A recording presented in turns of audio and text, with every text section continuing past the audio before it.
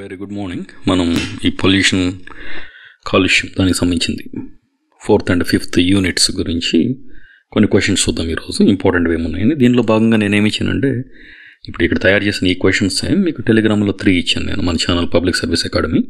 ఎవరికైనా ఇంట్రెస్ట్ ఉన్నవాళ్ళు అందులో జాయిన్ అవ్వచ్చు.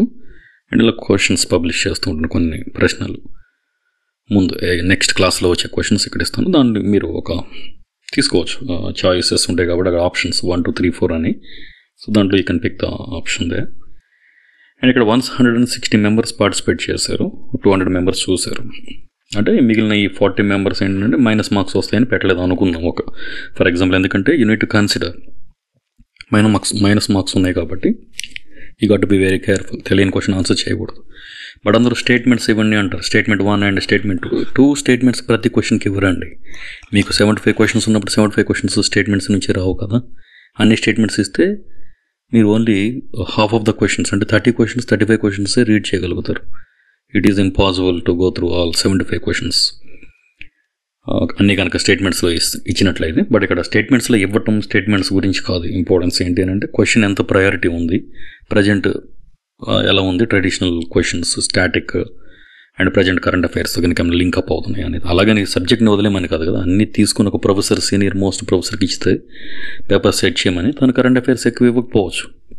మన బుక్స్లో ఏదైతే ఉందో సబ్జెక్ట్ కూడా ఇంపార్టెంట్ కదా. సిలబస్ వచ్చింది ఫస్ట్ సబ్జెక్ట్ 1, 2, 3, 4, 5 యూనిట్స్. దీనికి యాడ్ ఆన్ అనేది ఈ కరెంట్ అఫైర్స్ అనేది. సో బేసిక్ ఇది తెలియాలి కదా. ఈ సబ్జెక్ట్ మీకు తెలిసిన తర్వాతే ఈ కరెంట్ అఫైర్స్ని మీరు కొంచెం టచ్ చేయొచ్చు. ఓకే, ఇందులో చూస్తే ఫస్ట్ క్వశ్చన్ ఈరోజు ఏముందంటే, నేను అడిగింది పట్టణ ప్రాంతాలలో ధూళికణం అంటే స్మాగ్ ఏర్పడటానికి ప్రధాన కారణం ఏమై ఉంటుంది, ఈ కాలుష్య కారకాలు ఏంటి, ఏముందండి.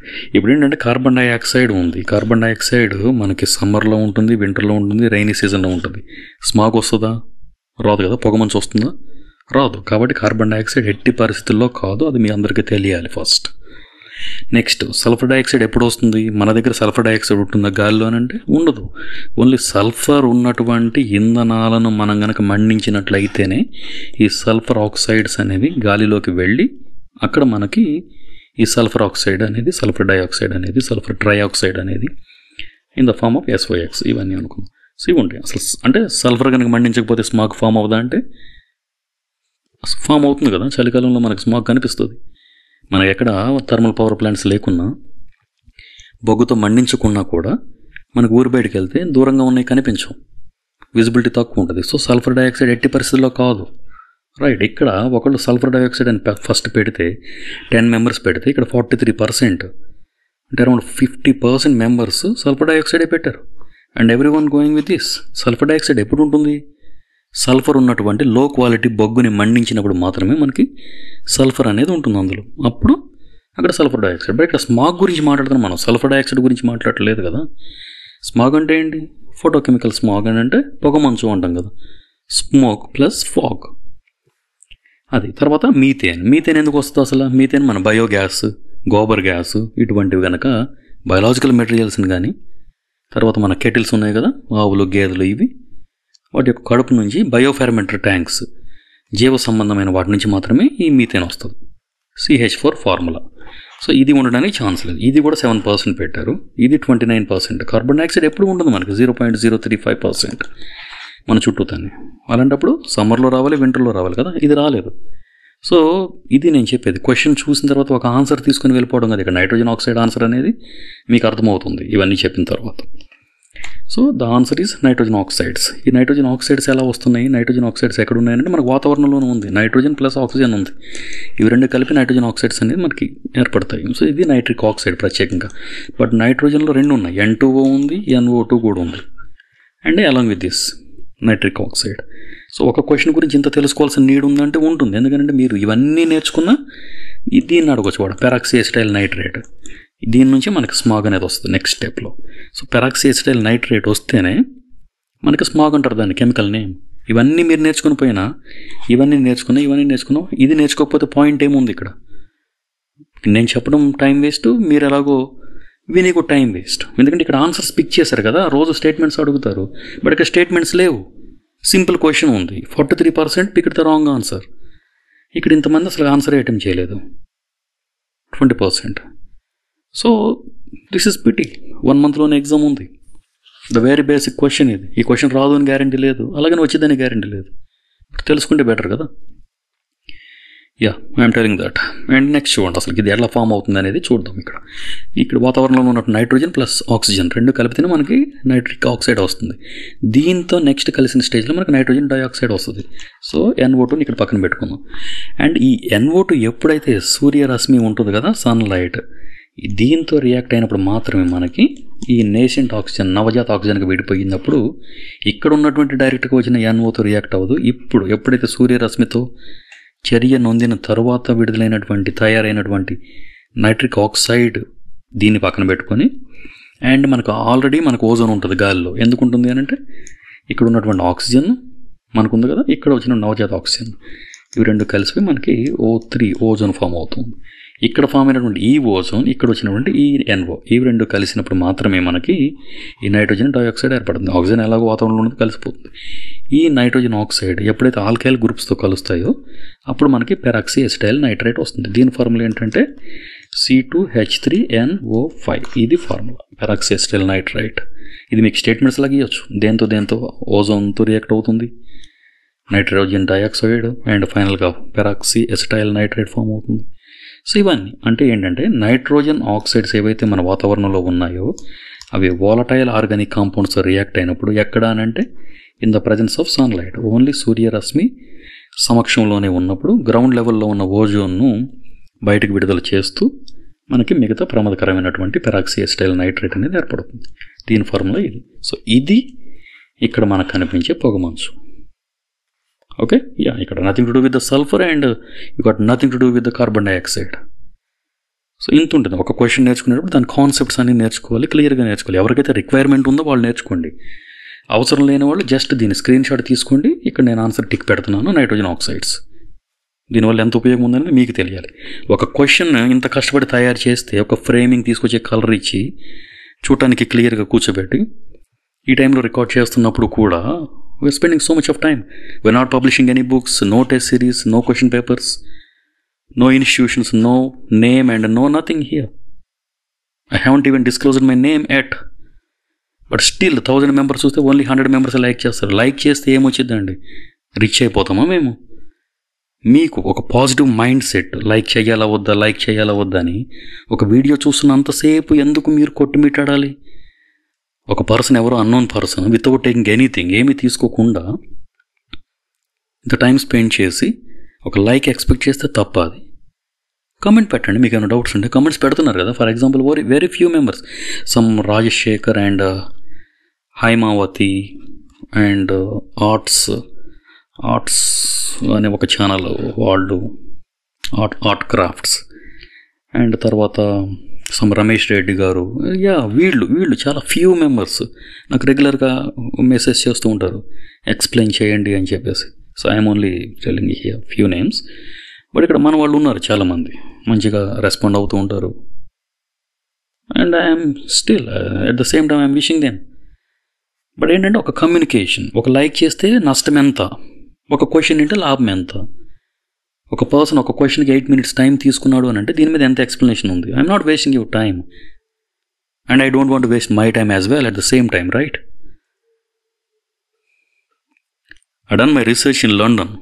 నా యాక్సెంట్ ఇది అక్కడదే, but still I'm spending a lot of time on Telugu. ఈ పదాలు ఇక్కడికి రావడానికి I'm spending a lot of time. Yes, నేను స్పెండ్ చేసినప్పుడు why can't I expect a like from you people? ఎందుకు ఎక్స్పెక్ట్ చేయకూడదు? అదేం ప్రమాదం కాదు కదా. లైక్ చేయండి అని అంటే లైక్ చేయమని కాదు. మీకు నచ్చుకుంటే ఏదైనా ప్రాబ్లం ఉంటే కమెంట్స్లో పెట్టండి, then I will sort out. Yeah, thank you so much. చేయాలి, అప్పుడే మాకు మోటివేషన్ వస్తుంది. కంటిన్యూస్గా వీడియోస్ ఎందుకు రావు అని అంటే రావు. ఈ వీళ్ళకి ఎవరికి నచ్చట్లేదు కదా. 1000 members 100 members, ఓన్లీ 10% పీపుల్కి నచ్చినప్పుడు then why should I bother? నేను ఎందుకు టైం వేస్ట్ చేసుకొని వాళ్ళ టైం ఎందుకు వేస్ట్ చేయాలి అనేది వస్తుంది. నచ్చితే లైక్ చేసేవాళ్ళే కదా. Yes, I'm expecting 500 likes.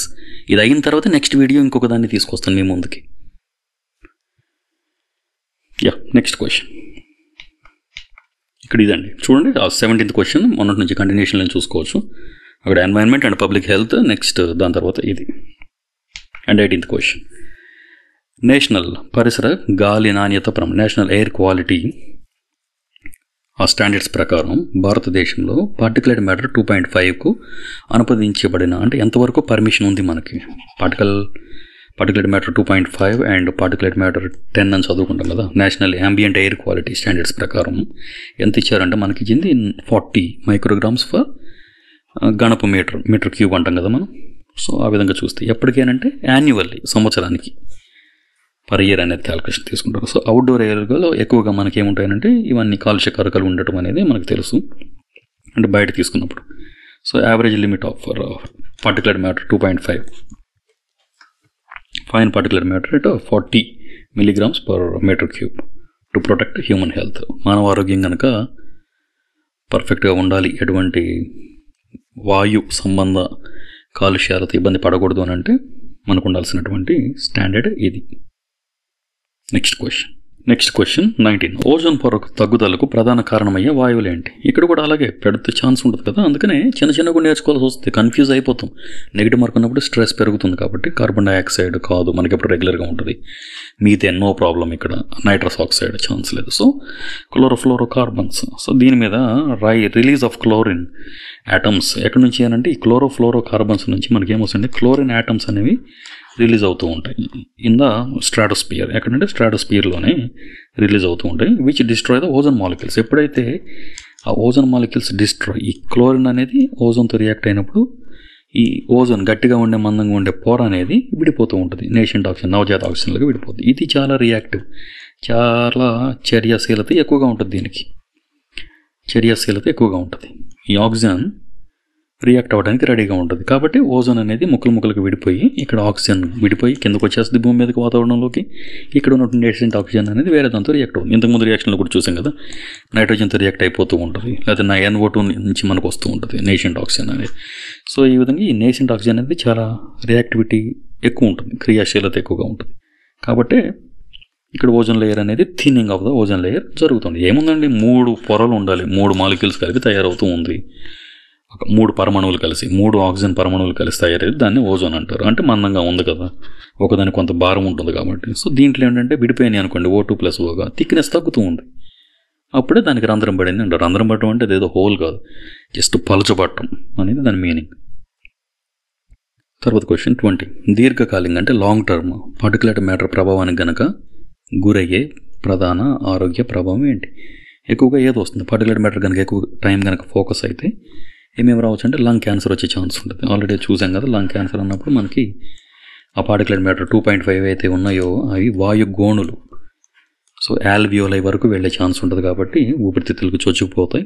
వాటికి పెనిట్రేషన్ పవర్ ఎక్కువగా ఉంటుంది పార్టికులేట్ మ్యాటర్కి 2.5కి. అదే కనుక పార్టికులేట్ మ్యాటర్ 10 తీసుకుంటే మనకి దగ్గు లాంటివి రావడానికి, తర్వాత కొంచెం ఇన్ఫెక్షన్స్ ఏమన్నా వచ్చే ఛాన్స్ ఉంటుంది ఊపిరితిత్తులకు సంబంధించింది. సో ఇక్కడ ఆస్తమా వచ్చింది, శ్వాస ప్రాబ్లమ్స్ వస్తూ ఉంటాయి, తర్వాత గుండె సంబంధ ప్రాబ్లమ్స్ కూడా వస్తుంటాయి. ఎందుకంటే బ్లడ్ సర్క్యులేషన్లో కనుక తేడాలు వచ్చాయనుకోండి హార్ట్ డిసీజెస్ వస్తాయి. సో ఆన్సర్ అనేది పైవన్నీ. నెక్స్ట్ క్వశ్చన్,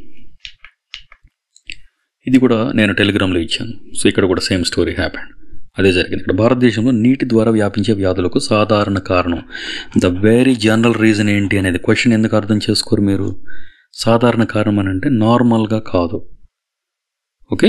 ఆర్సెనిక్ కాలుష్యం. ఆర్సెనిక్ ఎందుకు ఉండదండి? మన ఊర్లో ఉన్న ఆర్సెనిక్ ప్లాంట్ లేనప్పుడు, ఆర్సెనిక్ మైనింగ్ లేనప్పుడు ఆర్సెనిక్ అనేది భారలోహం, అది ఎందుకు వస్తుంది ఇక్కడికి? ఆర్సెనిక్ కానే కాదు. ఫ్లోరైడ్ ఎక్కడో తెలంగాణలో ఒక నల్గొండ డిస్టిక్, తర్వాత ఆంధ్రాలో చూస్తే ప్రకాశం ఒంగోలు సైడు కొన్ని ఏరియాస్ ఎఫెక్ట్ అయ్యాయి. ఫ్లోరైడ్ లేనప్పుడు ఆ ఏరియాలో ఆ ల్యాండ్లో అక్కడ వాటర్లో ఎందుకు ఉంటుంది? నీటి ద్వారా ఎందుకు ఫ్లోరైడ్కి సంబంధించిన డిసీజెస్ వస్తాయి? ఇక్కడ ఏం పెట్టారు? 17% ఆర్సెనిక్, పాయింట్లెస్. ఇక్కడ 45%, ఇది కూడా హైయెస్ట్ ఇచ్చారు, తక్కువేం పెట్టలేదు కదా, 160 మెంబర్స్. ఫ్లోరైడ్ కాలుష్యం, నీటిలో ఫ్లోరైడ్ ఉంటేనే వస్తుంది, సాధారణంగా రాదు కదా. క్వశ్చన్ సాధారణంగానే ఉంది. తర్వాత పారిశ్రామిక రసాయనాలు, ఇది కూడా 12%. ఏమన్నా ఉందా మీనింగ్ ఇక్కడ? 12% ఇండస్ట్రియల్ రసాయనాలు ఎందుకు ఉంటాయి? ఆ ఏరియాలో పరిశ్రమలు ఉండవు, పల్లెటూళ్ళలో పరిశ్రమలు ఉండవు, అడవుల దగ్గర పరిశ్రమలు ఉండవు. సాధారణంగా వ్యాధులు వచ్చాయి అని అంటే పారిశ్రామిక ఎందుకు అయితే? ఆర్సెనిక్ కాదు, ఫ్లోరైడ్ కాదు, పారిశ్రామిక కాదు, మిగిలింది వ్యాధికారక సూక్ష్మ క్రిములు. That's it. Only pathogenic microbes. ఈ ప్యాథోజెనిక్ మైక్రోబ్స్ ద్వారానే కంటామినేటెడ్ వాటర్ విత్ బ్యాక్టీరియా కానివ్వండి, వైరసెస్ కానివ్వండి, తర్వాత ప్రోటోజోవా ఉంటాయి కదా మన ఎంటమీబా హిస్టోలైటికా లాంటివి ఇటువంటివి కానివ్వండి. తర్వాత ఇవే leading cause of disease like cholera. ఏమొస్తుంది అంటే కలరా డిసీజ్ వస్తుంది, నీటి ద్వారా వచ్చేవి. డయేరియా వస్తుంది. లేకపోతే మీకు మ్యాచింగ్లో కూడా అడగవచ్చు, లేకపోతే స్టేట్మెంట్స్లో కూడా అడగవచ్చు. నీటి ద్వారా వచ్చేది కలరానా, బ్యాక్టీరియా ద్వారా వచ్చిద్దా, దేని ద్వారా వచ్చింది? కలరా అనేది బ్యాక్టీరియా ద్వారానే వచ్చింది, విబ్రియో కలరా అనే బ్యాక్టీరియా. బట్ నీరు కనుక కంటామినేషన్ అయినప్పుడే మనకి ఈ కలరా అనేది రావడం జరుగుతుంది. డయేరియా అంటే మోషన్స్. సో ఎస్, సో ఈ విధంగా క్వశ్చన్స్ వస్తే ఇక్కడ ఫ్లోరైడ్ పెట్టారు. ఇది కూడా ఆన్సర్ తప్పు. ఈ తప్పు గురించి నేను ఎందుకు మెన్షన్ చేస్తున్నాను అని అంటే మీకు నెగిటివ్ మార్క్స్ ఉన్నాయి. నెగిటివ్ మార్క్స్ చాలా చాలా డేంజర్. వచ్చిన క్వశ్చన్కి 0.33 కనుక పోతే అది చాలా ప్రమాదకరం. 0.33లో చాలా పోతాయి. That is a lot to me. నాకైతే చాలా ఎక్కువ, అది 0.1 ఎక్కువ. చాలా తక్కువ జాబ్స్ 90,000 మెంబర్స్ రాస్తున్నప్పుడు. Yes, each and every mark is important. So ఇలా కొన్ని క్వశ్చన్స్ పెడతాను. ఎవరైతే ఇంట్రెస్ట్ ఉందో వాళ్ళు అటెంప్ట్ చేయండి. చాలా జాగ్రత్తగా ఆలోచించండి. క్వశ్చన్ క్లియర్గా చూడండి ఏముంది అనేది.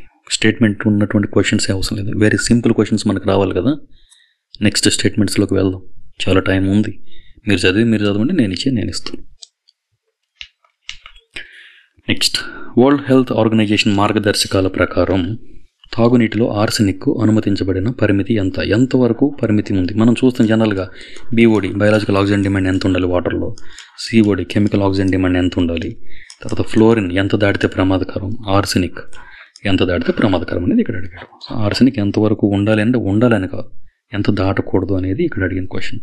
సో 0.01 మిలీగ్రామ్స్ పర్ లీటర్ అంటే ఒక 10 మైక్రోగ్రామ్స్ పర్ లీటర్ ఉండొచ్చు ఆర్సెనిక్ ఇన్ డ్రింకింగ్ వాటర్. ఉండొచ్చు అంటే ఉండమని కాదు, అంతవరకు ఉండొచ్చు to maximize the health risks. So అంతకన్నా దాటింది అనుకోండి మనకి ఆరోగ్య సంబంధమైనటువంటి ప్రాబ్లమ్స్ పెరిగే అవకాశం ఎక్కువగా ఉంది.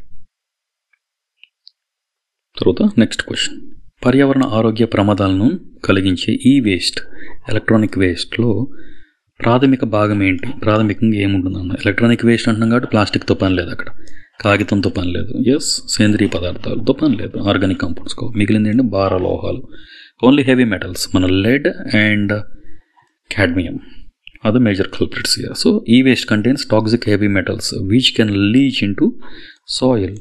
అంటే ఇవేమైతేనంటే భూమి మీద పడేసినప్పుడు ఆ ప్లేట్స్ భూమి లోపలికి చిన్నగా రిలీజ్ చేస్తూ ఉంటాయి సాయిల్, అండ్ అక్కడ నుంచి వాటర్ causing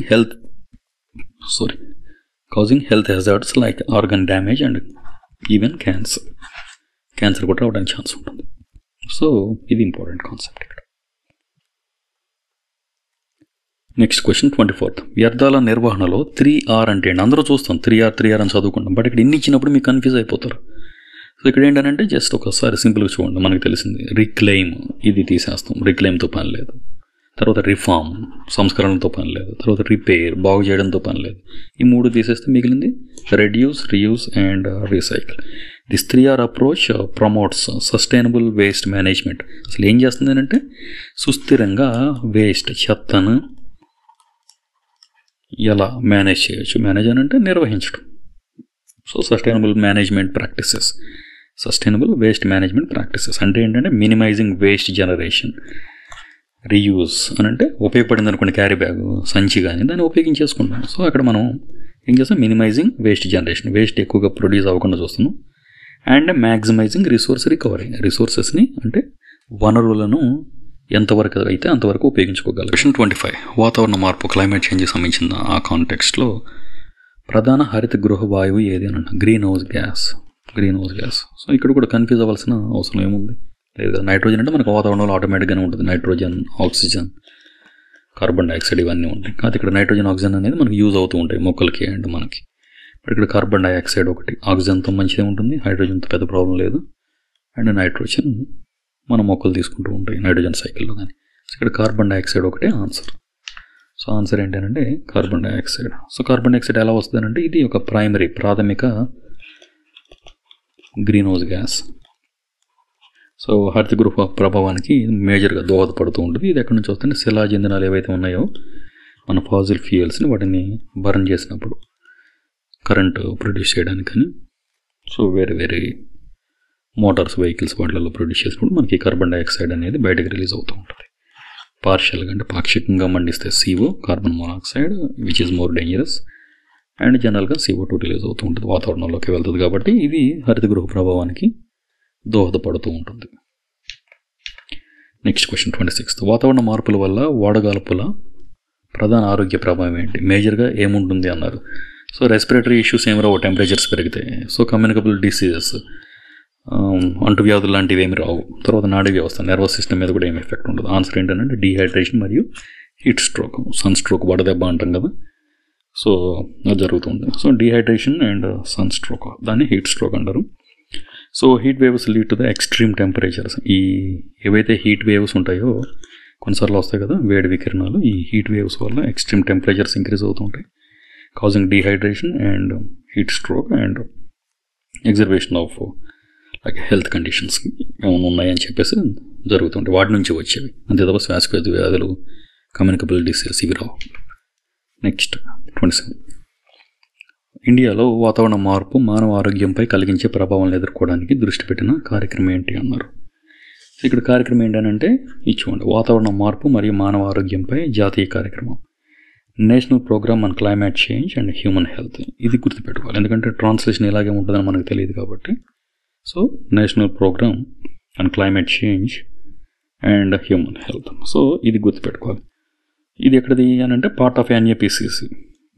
ఇది కూడా ఈ NPCC-HH అనేది ఇది part of NAPCC, national action plan on climate change. So addressing impacts of climate చేంజ్కి సంబంధించిన ఏమైనా మార్పులు కానీ అవరోధాలు కానీ వాటి యొక్క తీవ్రత కానీ పెరుగుతూ ఉన్నట్లయితే ఇది కొన్ని జాగ్రత్తలు తీసుకుంటూ ఉంటుంది. ఇది కూడా ఇందులో భాగమని చెప్తున్నాం అంతే. రూరల్ ఏరియాస్, ఏవైతే గ్రామీణ ప్రాంతాల్లో శుభ్రత మరియు పరిశుభ్రత పద్ధతులను మెరుగుపరచడానికి లక్ష్యంగా తీసుకున్నటువంటి కార్యక్రమం ఇది. గ్రామీణ ప్రాంతాలు అన్నాడు కాబట్టి స్వచ్ఛ భారత్ గ్రామీణ్ అంతే. ప్రమోట్స్ రూరల్ లైక్ శానిటేషన్ అంతే. కన్స్ట్రక్టింగ్ టాయిలెట్స్, ఈ టాయిలెట్స్ని కన్స్ట్రక్ట్ చేయడం వల్ల ఏం చేశారంటే గ్రామీణ పారిశుద్ధ్యతను ప్రోత్సహించారు. అది అంతవరకు చాలా ఇంపార్టెంట్ అనేది. Okay, next question. ప్రధానమంత్రి ఉజ్వల యోజన కింద సాధారణంగా ఏ ఆరోగ్య పరిస్థితిని పరిష్కరిస్తారు? ఈ క్వశ్చన్ కూడా నేను ఇచ్చాను ఒక టెలిగ్రామ్లో. ఇది ఇస్తే ప్రధానమంత్రి ఉజ్వల యోజన అనేది మీకు రెండు తెలియాలి. ఇక్కడ ఏంటంటే ఈ ఉజ్వల యోజన అనేది ఇంటింటికి LPG గ్యాస్ సిలిండర్స్ ఇవ్వాలి గ్రామీణ ప్రాంతాలనే చూసాం మనం. సో మీరు ట్యూబర్కులోసిస్ పెట్టడం వల్ల ఏమవుతుంది అని అంటే మీకు ఈ పథకం గురించి తెలియదు, నెక్స్ట్ ఈ పథకం యొక్క ఉపయోగం ఏంటో కూడా తెలియదు. అంటే దేనికోసం ఈ పథకాన్ని ప్రవేశపెట్టారు అనేది రెండు తెలియదు. ఒక క్వశ్చన్ వాళ్ళు అడుగుతుంది, మీకు రెండు తెలియదని మీరు ఒప్పుకుంటున్నట్టు అవుతుంది. ట్యూబర్కులోసిస్ అంటే బ్యాక్టీరియా నుంచి వచ్చింది కదండి, మైకోబ్యాక్టీరియం ట్యూబర్కులోసిస్ అనే దాని నుంచి క్షయవ్యాధి వచ్చింది. ఈ ఉజ్వల యోజనకి క్షయవ్యాధికి సంబంధం ఏముంది? పొగలోంచి బ్యాక్టీరియా రాదు కదా. ఫర్ ఎగ్జాంపుల్ ఉజ్వల యోజన అనేది మీకు తెలుసు, LPG గ్యాస్ ఇస్తారని మీకు తెలుసు. ఇది ఇవ్వకపోతే క్షయ వచ్చిద్దా?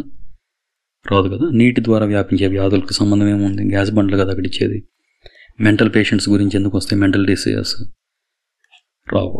కాబట్టి ఆన్సర్ ఏంటి అంటే ఇంటి లోపల ఉన్నటువంటి అంటే ఇండోర్ కాలుష్యంతో కారణమయ్యే శ్వాసవ్యాధులు. అంటే ఇంట్లో మన వాళ్ళు కనుక పొగొచ్చే పొయ్యల దగ్గర కనుక వంటలు చేస్తూ ఉంటే వాళ్ళకి ఈ శ్వాస సంబంధ ప్రాబ్లమ్స్ వచ్చే అవకాశం ఉంది. కాబట్టి వాటిని అరికట్టడానికి ఈ ఉజ్వల స్కీమ్ అనేది ప్రవేశపెట్టి వాళ్ళకి ఏమిస్తున్నారు? LPG ఇండోర్ ఎయిర్ పొల్యూషన్ని తీసేయడానికి.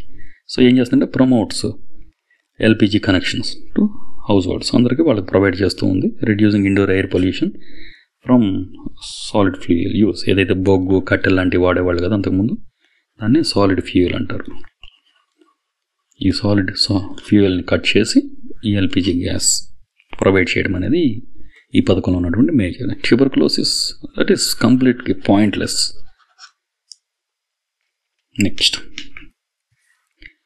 నేషనల్ ఎయిర్ క్వాలిటీ ఇండెక్స్, జాతీయ గాలి నాణ్యత సూచి యొక్క ప్రధాన లక్ష్యం ఏంటి? ఏం చేస్తుంది ఇది అని అంటే మన ఊర్లో ఏం పెట్టలేదు కదా ఇటువంటి టవర్స్ చెక్ చేయడానికి. కాబట్టి ఓన్లీ పట్టణాల్లో గాలి నాణ్యత స్థాయిలను క్యాలిక్యులేట్ చేసి వాటిని రిపోర్ట్ చేస్తూ ఉంటుంది. సో అటవీ కవర్కి సంబంధించింది కాదు, పట్టణ జల నాణ్యతకు సంబంధించింది కాదు, కార్బన్ డైఆక్సైడ్ ఉద్గారాలను మనం తగ్గించడానికి ఏం కార్యక్రమాలు చేపట్టట్లేదు ఇక్కడ. So evaluate and report air quality levels in cities only in cities. Yes. Next question. ప్రకటన 1 చూడండి. భారతదేశంలో గాలి కాలుష్యం ప్రధాన పర్యావరణ ఆరోగ్య ప్రమాదమా? ఇదొకటి. తర్వాత రెండోది, గాలి కాలుష్యానికి దీర్ఘకాలికంగా అంటే లాంగ్ టర్మ్ ఎక్స్పోజర్ గురి కావడం ముఖ్యంగా శ్వాసకోశ మరియు గుండె సంబంధిత. ఇక్కడ చూసాము ఇందాక గాలి కాలుష్యం కనుక ఎక్కువ పార్టికులర్ మ్యాటర్ 2.5 అయితే అది లంగ్స్లోకి వెళ్ళిపోతాయి, ఊపిరితిత్తులకు సంబంధించిన శ్వాస సంబంధ వ్యాధులు వస్తాయి. అదేవిధంగా అక్కడితోనే ఉండకుండా ఆ పార్టికులర్ మ్యాటర్ ఏమవుతాయి, రక్త ప్రసరణ వ్యవస్థలోకి చొచ్చుకుపోతాయి. రక్త ప్రవాహాన్ని అడ్డుకుంటే ఏమవుతుంది, గుండెకి సంబంధించినటువంటి కార్డియాక్ డిసీజెస్ వస్తాయి. సో ఇది పర్ఫెక్ట్ ఉంది. భారతదేశంలో గాలి కాలుష్యం ప్రధాన పర్యావరణ ఆరోగ్య ప్రమాదం. ఎస్, ఇదే మేజర్, ఎందుకంటే కొన్ని మిలియన్స్ ఆఫ్ మెంబర్స్ చనిపోతూ ఉన్నారు ప్రతి సంవత్సరం. కాబట్టి ఆన్సర్ ఏంటంటే 2 సరైనవి, స్టేట్మెంట్ 1 and 2. నెక్స్ట్ ఇక్కడ ప్రకటన 1 చూడండి. పారిశ్రామిక కాలుష్యక వస్తువుల వల్ల నీటి కాలుష్యం భారతదేశంలో తీవ్రమైన లోహాల విష ప్రయోగానికి ప్రధాన కారణం అంటున్నాడు. నెక్స్ట్, సీసం అంటే లెడ్ మరియు పాదరసం అంటే మెర్క్యూరీ కలుషిత నీటిలో అత్యంత సాధారణంగా కనపడే లోహాలు. వీటిలో ఏది సరైంది అన్నాడు. సో పారిశ్రామిక కాలుష్యాలు నీటిలో కలవడం వల్ల తీవ్రమైన విష ప్రయోగానికి ప్రధాన కారణం అంటే ఎస్, ఎందుకంటే మనకి ఇండస్ట్రియల్ వేస్ట్ కానివ్వండి, తర్వాత మైనింగ్ దగ్గర నుంచి వచ్చే దానివల్ల. తర్వాత సీసం ఏదైతే లెడ్ ఉందో, ఈ మెర్క్యూరీ పాదరసం ఉందో కలుషిత నీటిలో ఉండడం వల్ల జనరల్గా మనకి వీటితోనే కలుషితం, పాదరసం నుంచి మినిమాటర్ డిసీజ్ వస్తుంది కదా. సో ఈ విధంగా సీసం నుంచి కూడా మనకి ఇరిటేషన్ అండ్ డిహైడ్రేషన్ ఇష్యూస్ కొన్ని ఉంటాయి. సో ఇటువంటివి వస్తూ ఉంటాయి. ఇక్కడ ఏం చూస్తుందంటే లైక్ ఇండస్ట్రియల్ డిశ్చార్జెస్ నుంచి మనకు భార లోహాలు ఏవైతే హెవీ మెటల్స్ ఉన్నాయో అవి మనకి వాటర్లోకి రిలీజ్ చేస్తూ ఉంటారు. కాబట్టి దేని ద్వారా ఇండస్ట్రియల్ ఎఫ్లూయెంట్స్ రూపంలో. తర్వాత లెడ్ అండ్ మెర్క్యూరీ అనేది మేజర్ ఇక్కడ ఉన్నాయి. వాటితో పాటు మనకు ఆర్సెనిక్ అండ్ క్యాడ్మియం కూడా ఉన్నాయి అనుకోండి. ఇవన్నీ కూడా భార లోహాలే. వీటి వల్ల అనేక ఆరోగ్య సమస్యలు కలుగుతాయి. వాటిలో మేజర్గా ఏంటంటే లెడ్ ఏదైతే ఉందో దానివల్ల కిడ్నీలో ప్రాబ్లమ్స్, తర్వాత బ్రెయిన్ ప్రాబ్లమ్స్, తర్వాత కొన్ని ప్రత్యుత్పత్తి వ్యవస్థకు సంబంధించినటువంటి ప్రాబ్లమ్స్. అదేవిధంగా సెంట్రల్ నర్వస్ సిస్టమ్ ఏదైతే కేంద్రీయ నాడీ వ్యవస్థ అండ్ పెరిఫెరల్ నర్వస్ సిస్టమ్, ఈ నాడీ వ్యవస్థ, ఈ 2 నాడీ వ్యవస్థల మీద కూడా ఎఫెక్ట్ పడే ఉంది. సో లెడ్ అనేది మేజర్గా నాడీ వ్యవస్థ, న్యూరాన్స్, వాటిని కూడా ఎఫెక్ట్ చేస్తుంటుంది. కాబట్టి ఆన్సర్ బోత్. నెక్స్ట్ క్వశ్చన్, ప్రకటన 1. భారతదేశంలో ఘన వ్యర్థాల నిర్వహణ 2016 యొక్క వ్యర్థాల నిర్వహణ నిబంధనల ప్రకారం నిర్వహించబడుతుంది. ప్రజెంట్ దాని ప్రకారం ఉంది. తర్వాత వచ్చిన అమెండ్మెంట్స్. సో మేజర్గా ఉన్నటువంటి యాక్ట్ ఇది. తర్వాత ఈ నిబంధనలు వ్యర్థాలను మూలం అంటే సోర్స్ ఎక్కడైతే అవి పుడుతున్నాయో సోర్స్ వద్దనే బయోడిగ్రేడబుల్ మరియు నాన్ బయోడిగ్రేడబుల్గా వర్గీకరించడాన్ని ప్రోత్సహిస్తున్నాయి. వీటిలో ఏది కరెక్ట్ అంటున్నాడు ఇక్కడ. సో ఇక్కడ 2 కరెక్టే. ఎందుకంటే మనం సోర్స్ ఎప్పుడైతే ఆ వ్యర్థాలు పుడుతూ ఉన్నాయో ఇక్కడ బయోడిగ్రేడబుల్ అని చెప్పేసి వీటి నుంచి మనం శక్తిని కనుక ప్రొడ్యూస్ చేస్తాం అనుకోండి, ఏవైతే నాన్ బయోడిగ్రేడబుల్ ఉన్నాయో వాటిని మనం పక్కన పడేయచ్చు. సో ఈ విధంగా మనం వేస్ట్ ఎక్కడైతే పుడుతుందో వేస్ట్ జనరేషన్ దగ్గర మనం సెగ్రిగేట్ చేసేస్తే ఇబ్బంది లేకుండా అయిపోతుంది. Answer both. నెక్స్ట్ క్వశ్చన్, తర్వాత నెక్స్ట్ క్వశ్చన్ ఇది ప్రకటన 1. ప్యారిస్ ఒప్పందం గ్లోబల్ ఉష్ణోగ్రత పెరుగుదలను ముందున్న స్థాయిల కంటే 2 డిగ్రీల కంటే తక్కువగా పరిమితం చేయాలని పెట్టుకుంది. ఏది ప్యారిస్ ఒప్పందం గురించి మాట్లాడుతున్నాము. తర్వాత రెండోది, భారత్ ప్యారిస్ ఒప్పందం సంతకం చేసిన దేశాల్లో ఒకటి ఉంది మరియు 2050 నాటికి నెట్ జీరో కార్బన్ ఉద్గారాలను సాధించాలని ప్రతిజ్ఞ చేసింది అన్నాడు. 2070 మన టార్గెట్. కాబట్టి ప్రకటన 2 తీసేసేయండి. సో ఇక్కడ ఏముంది ఆన్సర్ అని అంటే ఓన్లీ ప్రకటన 1 ఒకటే కరెక్ట్ అయింది. ఓకే, ఫస్ట్ ప్రకటన మాత్రం కరెక్ట్. నెక్స్ట్ ప్రకటన 1. భారతదేశం నేషనల్ గ్రీన్ ట్రిబ్యునల్ ఉంది కదా, అది పర్యావరణ పరిరక్షణకు సంబంధించిన కేసులను పరిష్కరించడానికి స్థాపించబడింది అన్నారు. అంతే. ఏదైనా ప్రాజెక్ట్ కానీ డ్యామ్ కానీ ఏదైనా కడుతూ ఉన్నప్పుడు అక్కడ అటవీ ఏరియానికి ఏమైనా నష్టపోతే అక్కడ రీసెర్చ్ చేసి ఎంక్వైరీ చేసి సర్వే చేసి ఇక్కడ ఏమైనా నష్టపోతుందో, ఈ ప్రాజెక్ట్ నిర్మించాల్సిన అవసరం ఉందా, పర్యావరణాన్ని కూడా కూల్ చేసి డిస్టర్బ్ చేసి అనే దాని గురించి ఎంక్వైరీ చేస్తుంది. కావాలంటే కేసెస్ కూడా డీల్ చేస్తుంది. నెక్స్ట్ సెకండ్ స్టేట్మెంట్, పర్యావరణ నియమావళులను అంటే రూల్స్ను ఉల్లంఘించినందుకు పరిశ్రమలపై జరిమానాలు విధించడానికి ఎన్జిటికి అధికారం ఉంది అన్నారు. వీటిలో ఏది కరెక్ట్ అయింది అని అంటే 2 కరెక్ట్ అయినవి. సో సజెస్ట్ చేస్తుంది జరిమానా విధించడం, కలెక్ట్ చేసుకునేది గవర్నమెంట్ కలెక్ట్ చేసుకుంటుంది. But yes they can impose. Yes. Next statement, next question 36లో ఉన్న ప్రకటన 1 నేను చూద్దాం. ఫస్ట్ స్టేట్మెంట్, ఓజోన్ పొర తగ్గుదల ప్రధానంగా హరిత గృహ వాయువుల ఉద్గార కారణంగా జరుగుతుంది. హరిత గృహాలకి ఓజోన్కి సంబంధం లేదు. Okay, yes. నెక్స్ట్, ఓజోన్ పొరను తగ్గించే పదార్థాలను ఓజోన్ పొరను తగ్గించడం అంటే రెడ్యూస్ చేయడం, ఓజోన్ పొరను నాశనం చేసే పదార్థాలను తగ్గించడానికి మాంట్రియల్ ప్రోటోకాల్ ఒక అంతర్జాతీయ ఒప్పందం అన్నారు. సో ఇక్కడ ఏంటంటే హరితగృహ ప్రవాహాలు అనేది లేదు కదా, హరితగృహ వాయువులు కాదు, జిహెచ్సిస్ కాదు అది. సో ఓన్లీ స్టేట్మెంట్ 2 కరెక్ట్, అంటే ప్రకటన 2 మాత్రమే కరెక్ట్ అయింది ఇక్కడ. సో ఇక్కడ ఏం చెప్తున్నాం అంటే మనకు 1987లో ఈ మాంట్రియల్ ప్రోటోకాల్ అనేది తీసుకున్నారు. అక్కడ ఏం చేశారంటే క్లోరోఫ్లోరో కార్బన్స్ని మేజర్గా ఫేజ్ అవుట్ చేయాలి చిన్నగా అని చెప్పేసారు. ఎందుకనంటే ఓజోన్ డిప్లీటింగ్ సబ్స్టాన్సెస్ ఏవైతే ఉన్నాయో ఓడిఎస్ అంటారు దాని గురించి ఈ ఓడిఎస్ యూజ్ని మనం కట్ చేసుకోవాలనేది. ఇది సక్సెస్ అయినటువంటి, చాలా పెద్ద సక్సెస్ అయినటువంటి, ప్రపంచంలోనే నెంబర్ 1 ఇది. ఎందుకు అసలు ఈ ఓజోన్ మనం కాపాడుకోవాలంటే యూవీ కిరణాలు ఏవైతే సన్ నుంచి వస్తాయో అవి డైరెక్ట్గా చర్మం మీద పడితే స్కిన్ క్యాన్సర్స్ వచ్చే ఛాన్స్ ఉంది. కాబట్టి ఈ యూవీ డైరెక్ట్గా పడకుండా ఉండాలి అని అంటే అక్కడ ఓజోన్ లేయర్ ఉండాలి. అది మాత్రమే సూర్యుడి నుంచి వచ్చే అత్యంత ప్రమాదకరమైన కిరణాలను వెనక్కి పంపించేస్తుంది, అంటే రిఫ్లెక్ట్ చేస్తూ ఉంటుంది. సో భూమి మీద ఉన్నటువంటి టెంపరేచర్ని కూడా కంట్రోల్ చేస్తుంది. So reflects the harmful rays of sun అది చేస్తుంది. సో ఈ విధంగా ఇది ఒక సక్సెస్ఫుల్ ట్రీట్ అంతర్జాతీయంగా. Next question 37. ప్రకటన 1. జల్ జీవన్ మిషన్ 2024 నాటికి అన్ని గ్రామీణ గృహాలకు పైప్ లైన్తో తాగునీటిని అందించడంపై దృష్టి పెట్టింది అన్నారు. ఓకే. ప్రకటన 2 చూడండి. ఇది త్రాగునీటి నాణ్యతను నిర్ధారించడానికి కాలుష్యాన్ని నిరోధించే చర్యలను కూడా పొందుపరుస్తుంది అంటున్నాడు. సో అంటే ఇక్కడ వాటర్ క్వాలిటీని ఇంక్రీజ్ చేస్తుంది and at the same time pollution, అంటే వాటర్ పొల్యూషన్ కూడా తగ్గించడానికి ఉపయోగపడుతుంది అన్నాడు. సో ఇది క్వశ్చన్. ఇవి 2 కూడా సరైనవి, జల్ జీవన్ మిషన్ అనేది. సో ఇదేం చేయాలంటే Har Ghar Jal is a scheme. Okay, ఎవరు ఇనిషియేట్ చేశారు ఇదేనంటే ministry of Jal Shakti of government of India under Jal Jeevan mission. ఎప్పుడు లాంచ్ చేశారంటే 2019లో లాంచ్ చేశారు ఈ స్కీమ్ని. Functional household tap water connection, ఏంటంటే పనిచేసే ట్యాప్ వాటర్ కనెక్షన్ ఇవ్వగలగాలి ప్రతి ఇంటికి కూడా అనేది ఇది మెయిన్. ఎవ్రీ హౌస్ హోల్డ్ ఎంత ఇవ్వాలి అని అంటే 55 litre per capital per day. ఇది ఇంపార్టెంట్ 55, ఎందుకంటే తెలంగాణలో కూడా మొన్న అడిగాడు కదా మిషన్ భగీరథ అనే స్కీమ్ ఇచ్చినప్పుడు కూడా ఎన్ని లీటర్స్ అని అడుగుతారు, పట్టణ ప్రాంతాల్లో ఎన్ని అనేది అడుగుతాను. బట్ ఇక్కడ జనరల్గా 55 litres per capital per day అనేది ఒక ఇంటికి త్రాగునీటికి మనం ఇది ఇవ్వాల్సి వస్తుంది అని చెప్పేసి. సో ఈ 2 స్టేట్మెంట్స్ కరెక్ట్ అయినాయి కాబట్టి ఈ స్కీమ్ 2019లో లాంచ్ చేశారు.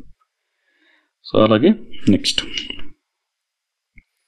ఇక్కడ ఇంకో క్వశ్చన్ ఒకసారి చూడండి. ఇక్కడ 36 క్వశ్చన్ కానీ చూస్తే ఓజోన్ తగ్గుదల ప్రధాన, అంటే నెక్స్ట్ టైం కూడా చూడొచ్చులేండి. దాంట్లో ఇక్కడ ఏంటంటే థీమ్ ఉంది, ఒక థీమ్. ఈ థీమ్ ఏంటంటే మాంట్రియల్ ప్రోటోకాల్ మొన్న వచ్చినట్టు 2024లో జరిగినటువంటి దానికి సంబంధించిన థీమ్ ఏంటంటే అడ్వాన్సింగ్ క్లైమాటిక్ యాక్షన్. ఓకే, ఇది ఎప్పుడు అంటే ఓజోన్ డే మనకి సెప్టెంబర్ 16th కదా, మొన్న అయింది కాబట్టి. So yeah important, world ozone day అంటారు దీన్ని, ప్రపంచ ఓజోన్ దినోత్సవం అనేది. మొన్న జరిగింది ఏంటంటే అడ్వాన్సింగ్ క్లైమాటిక్ యాక్షన్ అనేది పెట్టుకున్నారు. ఓకే, నెక్స్ట్ 37 అయిపోయింది. Next 38, the last question for today's class. ప్రకటన 1. భారతదేశం తన విద్యుత్తు 90% కంటే ఎక్కువ పునరుత్పత్తి చేయగల, అంటే రెన్యూవబుల్ ఎనర్జీ సోర్సెస్ నుండి ఉత్పత్తి చేస్తుంది అన్నాడు. సో ఆన్సర్ ఇది 90%. ఇప్పుడు మనకి ఎక్కడ లేదు, మనం 2070కి పెట్టుకున్నాం కదా నెట్ జీరో అనేది. సో ఇప్పుడు we're not bothering about that. And వాతావరణ మార్పులపై జాతీయ చర్య ప్రణాళికలో భాగంగా జాతీయ సోలార్ మిషన్ క్రింద నేషనల్ సోలార్ మిషన్ అనేది ప్రభుత్వం సౌరశక్తిపై దృష్టి పెట్టింది అన్నాడు. ఎస్, ఇది కరెక్ట్, ఎందుకంటే ఎక్కువ ఫోకస్ చేస్తూ ఉంది. సోలార్ పంప్ సెట్స్ అని, తర్వాత రూఫ్ టాప్ సోలార్ ప్యానల్స్ అని ఇవన్నీ ఇస్తూ ఉంది. సో ఇది కాదు కదా ఆన్సర్, ఇది కొడేసాం. ఇది 90% అనేది లేదు కాబట్టి ఇది ఒకటి కరెక్ట్. సో ప్రకటన 2 మాత్రమే correct. Yeah, that's all for the day. And yeah, thank you so much. చదవండి మంచిగా, ఎగ్జామ్ డేట్ దగ్గరకు వస్తుంది. అలాగే గ్రూప్ 1 వాళ్ళు ఎవరైతే ఉన్నారో మన టెలిగ్రామ్ ఛానల్లో జాయిన్ అవ్వండి, లింక్ ఉంటుంది డిస్క్రిప్షన్లో. జాయిన్ అయ్యి అక్కడ నుంచి ఒకసారి let us know and we're going to start classes. వాటికి కూడా క్లాసెస్ ఏమైనా స్టార్ట్ చేయాలనేది విల్ ప్లాన్. ఓకే, నెక్స్ట్ మీకు దేని మీద క్లాసెస్ కావాలనేది కూడా మెన్షన్ చేయండి. ప్రజెంట్ అయితే we're dealing with this SNT. ఇప్పుడు ఎకానమీ తీసుకున్నాం అనుకోండి, మీరు కొంత స్టాండర్డ్ సబ్జెక్ట్ వస్తుంది, కొన్ని current affairs, budget and survey ఇలా ఉంటాయి. బట్ వీటిల్లో మేజర్గా ఎంత వచ్చినా 37.5 అండ్ 37.5 కాబట్టి economy AP and India more or less అంతే ఇస్తారు. But SNT 75. ఇందులో కొన్ని కరెంట్ అఫైర్స్, అన్నోన్ క్వశ్చన్స్ తీసేసిన 50 మార్క్స్ వరకు స్కోర్, 50 మార్క్స్ ఇది కదా జాబ్ డిసైడింగ్. సో అందుకే ఇక్కడ ఫోకస్ చేస్తున్నాం మెయిన్గా, ఎందుకంటే చాలా ఎక్కువ సిలబస్ కూడా ఉంది. That's all for the day and thank you so much. మంచిగా చదవండి and don't forget to subscribe. చాలామంది సబ్స్క్రైబ్ చేసుకుంటే ఏముండదండి, నష్టమేమి ఉండదు కదా. మాకు అర్థమవుతుంది, ఓకే ఇంతమంది సబ్స్క్రైబ్ అయ్యారు, ఇంతమందికి వెళ్తుంది నోటిఫికేషన్. నెక్స్ట్ వీడియో చేయాలంటే ఒక మోటివేషన్ కావాలి కదా, ఎంకరేజ్మెంట్ ఉండాలి మాకు కూడా. Okay, thank you.